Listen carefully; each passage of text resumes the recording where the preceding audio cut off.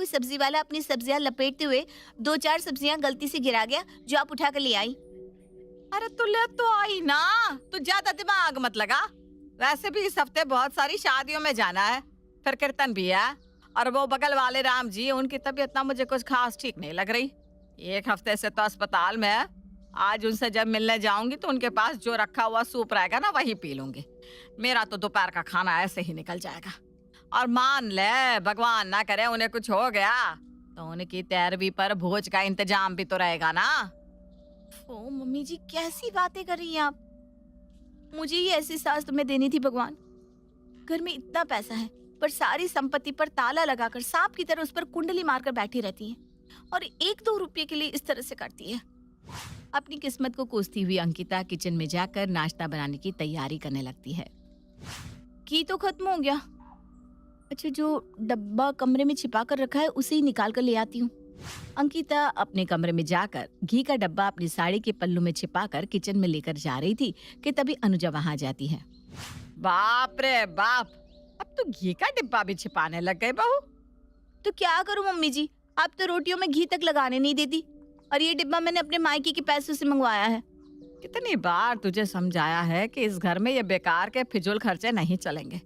पहले घी खाओ और उसके बाद बीमार पड़ो और फिर डॉक्टर का खर्चा लगाओ। हैं? तो क्यों खाना तेल घी? आप तो सोचती है कि मैं पानी में ही सब्जी बना दूंगी मम्मी जी, ऐसा नहीं होता। ऐसे तो हम सबको कमजोरी आ जाएगी। अरे कैसे आ जाएगी कमजोरी? अभी 2 दिन बाद मिश्रा जी के घर पर शादी है, उसमें भी तो जाना है। दबा कर मीठा नमकीन सब खा लेना, उसी को पचने में 4 दिन लग जाएंगे और उसके बाद फिर एक फंक्शन में जाना है, तो मेंटेन होता रहेगा ना बहू।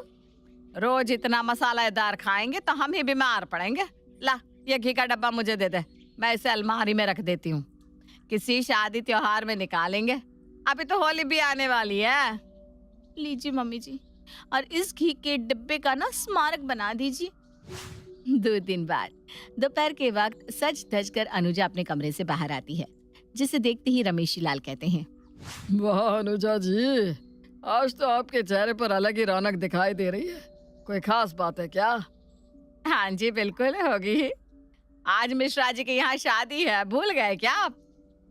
शादी तो रात की है ना अनुजा जी, कार्ड पर तो 8 बजे का लिखा है कि नहीं बहू? जरा देखना तो। 8 नहीं पापा जी, 8:30। लो, फिर आप 3 बजे ही क्यों तैयार हो गई? अरे मेरे सीधे साधे पति, कार्ड पर 8:30 बजे का टाइम लिखा है तो क्या हो गया? शादी के घर में मेहमान भी तो आते हैं ना, उनके लिए तो खाने की व्यवस्था रखी होगी मोधरा जी ने।